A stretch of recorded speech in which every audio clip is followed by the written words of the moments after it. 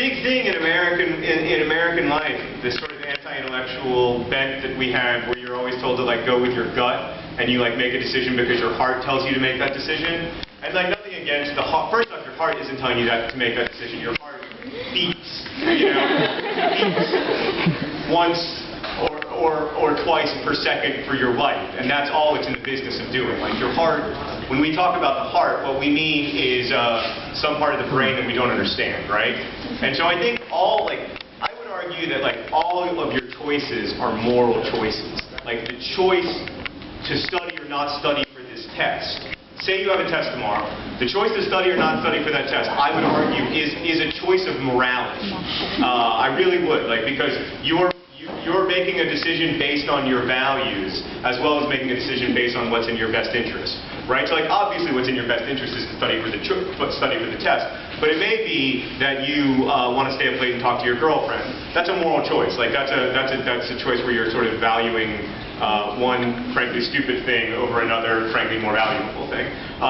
But like the fact that I know that it's stupid to stay up and talk to your girlfriend doesn't change the fact that a lot of times you will make that choice instead of making the choice to study.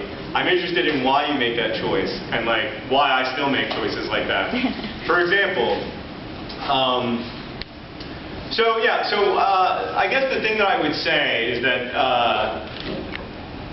before I talk about why we're so afraid of these things, all the kids in my book, I guess I will talk about that first. All the kids in my novels are worried about mattering or about meaning something to other people. Like all of us, like raise your hand if you want to be famous, like if your heart's desire is to kind of be famous.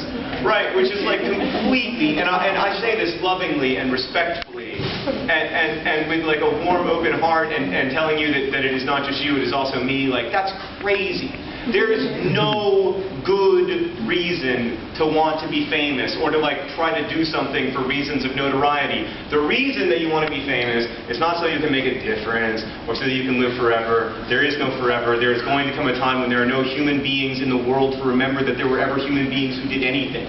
There is going to come a time when no one remembers who Plato was, let alone you. And like until we learn to grapple with that sort of terrifying reality, we will always be afraid of obliteration, which is precisely why we're apocalyptic about the swine flu today, and we were apocalyptic about the year 2000 and the year 2000, and we're apocalyptic, if you follow YouTube, about the year 2012, because that's the end of the Mayan calendar and when the world will purportedly end. I mean, let us get down on our knees and pray to God